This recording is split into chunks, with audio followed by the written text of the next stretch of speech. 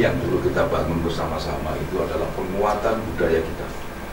Jadi budaya ini ternyata menjadi sesuatu yang mendasar, menjadi sebuah karakter. Bangsa kalau kemudian tidak memiliki karakter atau budayanya itu lemah, saya yakin bangsa itu pun tidak akan pernah kuat. Untuk itu, dari segala lini, yaitu penguatan budaya ini menjadi salah satu hal yang sangat penting. Di samping urusan politik, ya juga ada urusan keterkaitan memperkuat budaya bangsa. Nah, saya pilih pencaksilat ini sebagai salah satu cabang olahraga yang dimana memiliki nilai historiskal kesejarahan dan juga munculnya pencaksilat di dunia ini ya dari Indonesia lah pencaksilat. Sehingga kalau bayangkan kalau seluruh warga Nusantara ini memiliki kemampuan bela diri, maka kalau negara membutuhkan itu sudah tidak repot lagi. Karena masyarakat ini adalah kekuatan cadangan negara. Ketika negara dalam kondisi darurat, maka rakyatnya sudah terdidik dengan bela diri untuk mempertahankan negara kita. Ini salah satu dasar pemikirannya. Begitu. Terima kasih. Jadi seperti disampaikan tadi bahwa pencaksilat itu budaya bangsa dan itu warisan luhur bangsa Indonesia sehingga perlu dilestarikan. Di samping itu juga tidak hanya itu, tetapi disampaikan karakter penting sekali. Kemudian terkait dengan tadi yang disampaikan Mbak Arifah bahwa kegiatan memang saya kebetulan ya karena hobi berorganisasi, bersilaturahmi, jadi kebetulan saya juga megang di PGRI, kebetulan saya ketua PGRI Kota Tegal, kemudian pengurus di KONI juga, kemudian masih di pengurus Lembaga Wasiduri Jawa Tengah sudah 2 periode, kalau sekretaris IPSI sudah 4 periode. Jadi kami selalu mendampingi beliau-beliau ya. Jadi dulu waktu awal IPSI vakum 12 tahun, 2006 alhamdulillah bisa berdiri. Ya waktu itu hanya 9 perguruan. Ya digawangi dulu Mas Firdos, kemudian dilanjutkan Mas Wasmed Edi Susilo, kemudian yang ketiga Pak Hasri Fakih. Dan beliau ini yang keempat. Dan mudah-mudahan keempat itu luar biasa. Makanya diambil tema Kota Pencaksilat Kota Tegal untuk prestasi dunia. Itu insya Allah bisa tercapai dan alhamdulillah data sudah ada semua. Jadi karena saya senang aja dan kebetulan juga wasit dan pelaku pencaksilat sehingga rasanya itu nikmat sekali ngurusi pencaksilat. Senang ya Pak ya? Senang sekali. Lu bangga wasit internasional di Kota Tegal. Oke.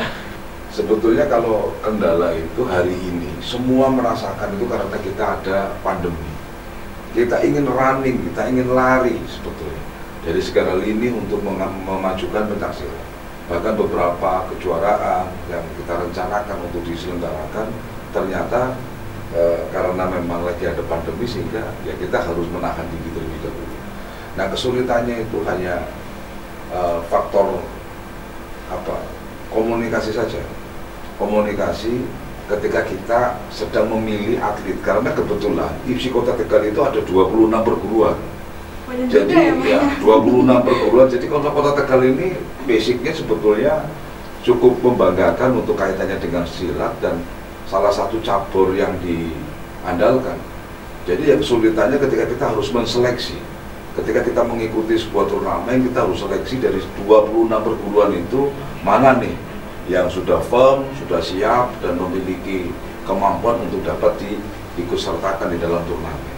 Nah itu juga perlu ada selektivitas. Jangan sampai kemudian kita berangkatkan banyak tetapi prestasinya sedikit. Nah maka di dalam inilah perlu ada seleksi. Dan alhamdulillah kalau sisi kesulitan-kesulitan itu ya dengan kebersamaan, dengan keguyuban dan kekeluargaan kita bisa menyadari untuk memilih yang terbaik untuk mengikuti setiap kompetisi yang diadakan. Terima kasih. Jadi kalau masalah organisasi, saya kira teman-teman semua ya banyak sekali yang tidak hanya satu. Itu karena suka saja. Kemudian itu juga untuk latihan, ya. Kayak mungkin di Arifah dan Ravita, mungkin ke depan ini masih sekolah, mungkin bisa mengikuti kegiatan dan tidak hanya satu. Tetapi dari itulah nanti bekal kita untuk di kemudian hari nanti bisa akan terasa. Artinya apa? Menghadapi segala suatu permasalahan bisa kita atasi, kemudian kita bisa namanya cari prioritas. Jadi mungkin 3 kegiatan bersamaan, mana yang harus datang, mana yang harus mungkin kedua dan seterusnya. Sehingga yang terakhir kalau kita menikmati di organisasi apapun itu kepenak. terkait dengan tadi sampai oleh ketua Kota Tegal itu ada 26 perguruan ya, awalnya 9 jadi 13, kemudian sekarang 26. Dulunya hanya 13 sekolah atau tempat latihan, sekarang sudah 52 tempat sekolah atau tempat latihan, sehingga Kota Tegal luar biasa. Bahkan di kita dari 26 perguruan itu kekurangan pelatih. Banyak sekolah-sekolah Kota Tegal yang ingin ada latihan pencaksilat seperti itu. Nah, kuncinya adalah komunikasi, kebersamaan, dan keterbukaan. Setiap kegiatan kita bersama-sama, tidak ada itu yang paling hebat dan sebagainya, sehingga kita kuncinya tadi kebersamaan, semuanya sama. Ya, Pak, ya? Dan yang terakhir, kalau sudah IPSI Kota Tegal tidak namanya perguruan ya, jadi namanya IPSI membawa Kota Tegal, seperti itu. Di masing-masing perguruan itu memiliki guru cabang ya, pelatih itu masing-masing.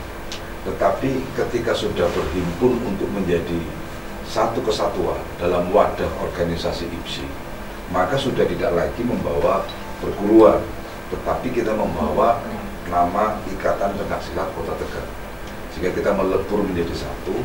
Nah, patokannya itu adalah karena kita membudayakan rasa kebersamaan ya, karena pendekatannya budaya, maka pasti akan ketemu. Kalau pendekatannya satu dan arahnya satu, karena ada rasa kecintaan, ada rasa, akhirnya jadi rela.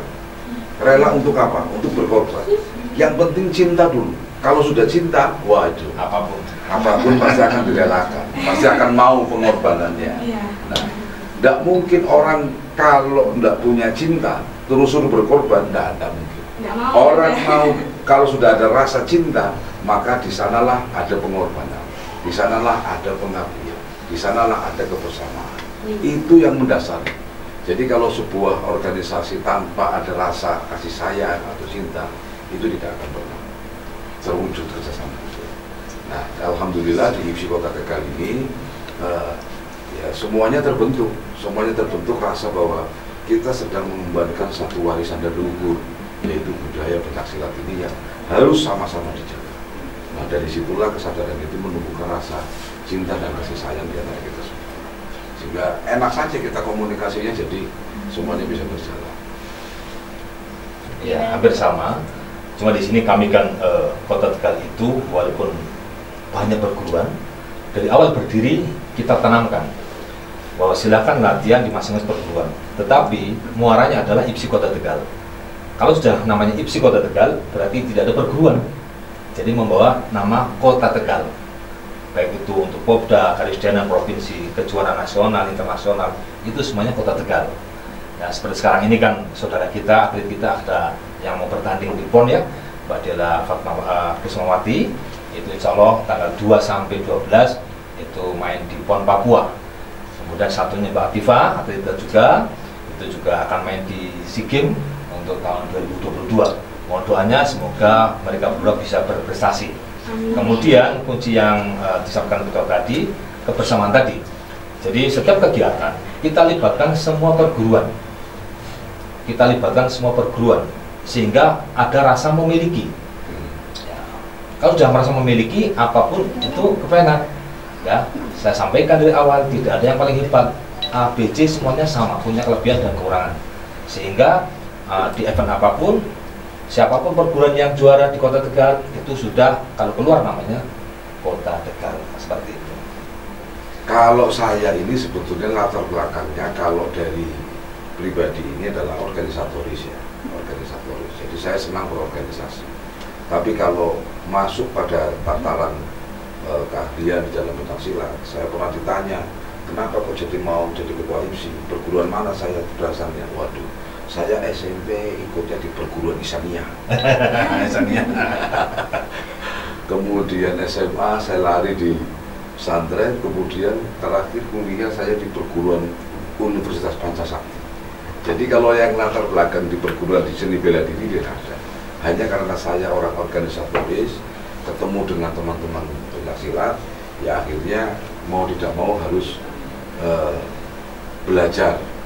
Ya, sampai sekarang juga masih belajar di salah satu perguruan Nah, jadi semuanya ini ya sama-sama belajar bersama dengan teman-teman, mencoba untuk yuk sama-sama kita majukan. Jangan sampai organisasi ini hanya dibentuk setelah itu diam 1000 bahasa. Ini kayaknya kok nggak elok, apalagi membawa nama kota. Maka ya dari situlah terpanggil dan akhirnya mau belajar silat. Jadi saya ini jadi ikut belajar meskipun ya dengan usia segini ya tetap masih berolahraga di Ragajati. Ya, saya ikut perguruan di Ragajati. Jadi ada 26, bebas saja teman-teman semuanya. Sudah ada di dalamnya juga, konsep dari awal ya. Ragajati. Kemudian setelah menjadi ketua HIPSI, baru mendalami pencaksilat, maka saya harus masuk dalam naungan sebuah organisasi atau sebuah perguruan. Dan dilihat menikmati sekali.